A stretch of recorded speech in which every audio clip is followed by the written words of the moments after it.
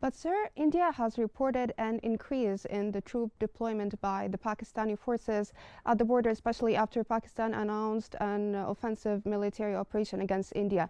In light of this, if you can expand on the United States' role in mediating this conflict and how can it be guaranteed following these developments? I think it can only be guaranteed. The only guarantee to this is the will of both countries not to engage in a total war. If an all-out war breaks out, it will be destructive for both countries, Salma. India, even though it has a huge economy, it has a very strong military, reported to be one of the strongest militaries in the world, actually in terms of ranking. Yet their economy cannot suffer a long-term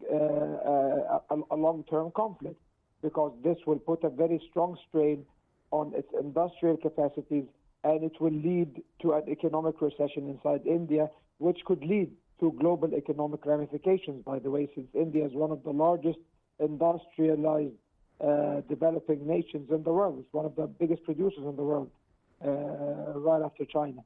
Mm-hmm. And also, Pakistan, on the other hand, is very keen not to enter into a war because it is suffering from an acute economic crisis.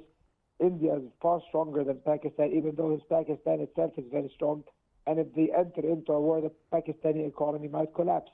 And of course, the human cost will also be tremendous. And of course, if we factor in the nuclear factor, that makes it even more pressing that both countries wouldn't be willing to enter an all-out war.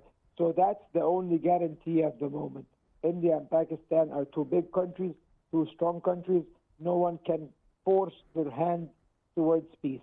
The only positive sign that we see right now, other than the acceptance of the ceasefire, is that we know that both countries have a vested interest in avoiding further escalation that would lead to an all-out conflict.